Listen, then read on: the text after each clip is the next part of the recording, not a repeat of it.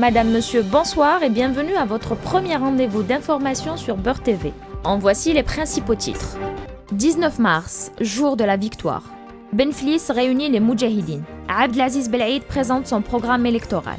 En France, le scandale de Sarkozy et les écoutes compromettantes. Christine Lagarde devant la Cour de justice.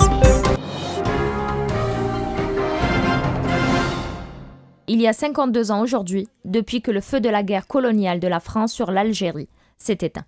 Ainsi fut exaucée la volonté de tout un peuple, qui a fait sien l'enseignement de l'Arbi Ben Mehdi, allumé la révolution et confié-la au peuple. 7 ans et demi durant, les révolutionnaires algériens et les unités combattantes de l'ALN, dans les Djebel et le Sahara, ont ramené les autorités coloniales françaises à la raison et au sens de la géographie et de l'histoire. Le 19 mars 1962, la délégation du GPRA conduite par le lion du Djurdjura Karim Belkacem finalisait avec son homologue française présidée par Louis Jox le paraphe du traité des accords d'Évian. Cette étape du 19 mars 1962 fut décisive et mit l'Algérie sur les rails de l'indépendance qui fut proclamée le 5 juillet de la même année. À l'occasion de la célébration de la journée nationale Eid el-Nasr, le candidat Ali Benflis a fustigé le discours officiel qui emprunte à l'anthropologie coloniale. Ce cliché selon lequel les Algériens ne seraient pas aptes ou éligibles à l'exercice de la démocratie. Selon lui, ce discours tenu également auprès des personnalités étrangères par de hauts responsables algériens relève du reniement de soi et d'un manque de considération pour son propre peuple. Ce même discours, selon Ali Benflis, ne cesse de glorifier le peuple uniquement pour ses sacrifices et faire de la souffrance et du martyre le socle de notre identité nationale. Ali Benflis appelle les jeunes à parachever l'œuvre des Chouhada et des Moudjahidines en mettant leur énergie au service des véritables chantiers.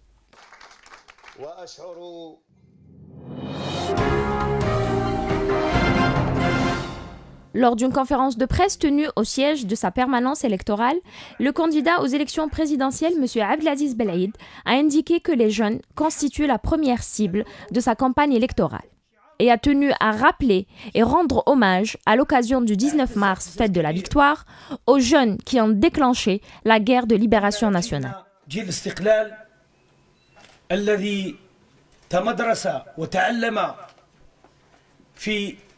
المدرسة الجزائرية وفي الجامعة الجزائرية واليوم ها نحن نطالب بحق ألا وهو أن نكون خلف لذلك الأبطال الذين قاوموا المستعمر الفرنسي. Abdelaziz Belaïd a accordé une grande importance à la réforme de la Constitution dans son programme. التعديل الأخير كسر حقيقة العمق تاع الديمقراطية في الجزائر. وأنذاك يعني بعض السياسيين الآن نشوفهم يتغناو ضد العهدة الرابعة، وقلت أنا لماذا في 2008 واحد ما تكلم؟ الكلام كان يكون في 2008. فالدستور اللي نتكلم عليه الآن هو فتح حوار وطني حقيقي وأن الشعب يقول صوته. Il a également commenté les événements de Ghardaya et les manifestations contre le 4e mandat. الفتنة اللي موجودة الآن في ولاية غردايا تكفينا.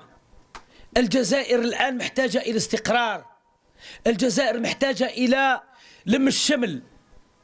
الجزائر محتاجة إلى توحيد الجهود. نبتعد على كل شيء يفرق الجزائريين. Abdelaziz Belaïd affiche un grand optimisme quant au déroulement de la campagne électorale et se félicite de l'élection du membre du Bureau national du Front Moustaqbel, M. Fatah Boutbig, en tant que président de la Commission nationale de surveillance des élections. Le tribunal pénal de Ghardaya a prononcé hier des condamnations de 3 à 18 mois de prison ferme à l'encontre d'une dizaine de personnes reconnues impliquées dans les graves incidents qui ont fait 3 morts et un blessé gravement atteint la semaine dernière dans la capitale du Mzab. 18 autres personnes ont été arrêtées par les services de l'ordre dans le cadre de l'enquête diligentée par le parquet et les services combinés de sécurité. Par ailleurs, le ministre de l'Intérieur Tayyip Belaïz a réaffirmé la détermination du gouvernement à apporter toute la lumière concernant les tenants et les manipulateurs qui sont derrière le plan de ces violences. Les lois de la République seront appliquées avec vigueur et sévérité contre toute personne reconnue coupable ou impliquée d'atteinte aux personnes ou aux biens, a-t-il souligné. Des extraits des communications téléphoniques de l'ancien président Nicolas Sarkozy concernant le financement de sa campagne électorale de 2007, mise sous le sceau de la justice, ont été publiés aujourd'hui sur le site électronique de Mediapart. Mediapart a indiqué par ailleurs qu'il publiera prochainement 7 séquences d'écoute enregistrées par la justice sur la ligne personnelle de l'ancien président de la République, parlant à son avocat Thierry Herzog sous un faux nom. De son côté, le journal Le Monde révèle que l'éclatement au grand jour de cette affaire d'écoute téléphonique est lié à un marchandage scabreux qu'aurait proposé discrètement un magistrat de la Haute Cour de Paris à l'ex-président de la Cour en échange d'une promotion. Des soupçons, puis des présomptions et ensuite des accusations de financement occulte et frauduleux ont fusé en février 2013 contre Nicolas Sarkozy, amenant la justice à ouvrir une enquête. La directrice du FMI, Christine Lagarde, était mercredi à la Cour de justice de la République pour y être entendue dans l'enquête sur l'arbitrage controversé de l'homme d'affaires Bernard Tapie. La patronne du Fonds monétaire international devait être confrontée à son ancien directeur de cabinet au ministère de l'économie, Stéphane Richard, arrivé peu après elle. La commission d'instruction de la CJR entend comprendre le rôle qu'a pu jouer Madame Lagarde dans le choix pris en automne 2007 de préférer à la justice de droit commun l'arbitrage, c'est-à-dire une justice privée, pour clore le long litige entre Bernard Tapie et le Crédit Lyonnais sur la revente d'Adidas. Ce tribunal composé de 3 arbitres avait octroyé quelques 400 millions d'euros à Bernard Tapie, dont 45 millions d'euros au titre de préjudice moral. Le gouvernement des États-Unis a notifié officiellement la fermeture de l'ambassade de Syrie dans son pays ainsi que les autres représentations diplomatiques syriennes accréditées aux USA. Injonction a été faite également au personnel non américain exerçant dans ces officines de quitter immédiatement le territoire des États-Unis. L'envoyé spécial américain en Syrie avait déclaré auparavant qu'il n'était pas compatible à son pays d'accepter que des diplomates nommés par Bachar el-Assad puissent activer librement aux États-Unis. Le secrétaire d'État John Kerry a expliqué que cette mesure est devenue évidente parce que nous considérons que le régime syrien est illégitime.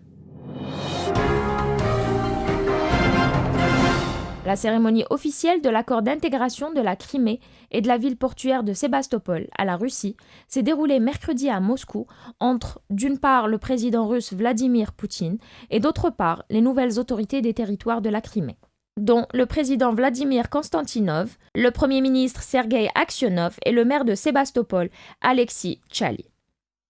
Le président Vladimir Poutine a tenu à réaffirmer que le référendum consommé en Crimée est conforme à l'idéal démocratique et ne viole pas le droit international.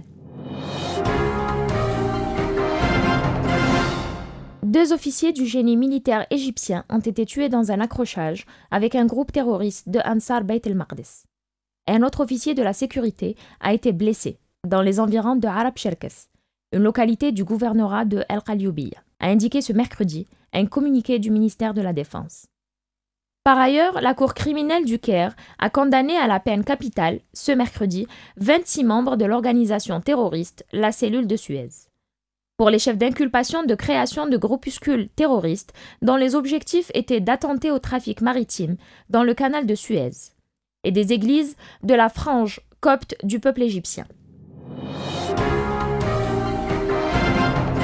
Les autorités libyennes ont annoncé que le cargo pétrolier qui a enlevé une livraison illégale de pétrole libyen en transaction avec des insurgés autonomistes a été arraisonné par la marine de guerre américaine dans les eaux internationales et livré à la Libye. Nous commençons nos brèves culturelles par une production programmée demain de l'Orchestre symphonique national d'Ukraine dans la ville de Relizane.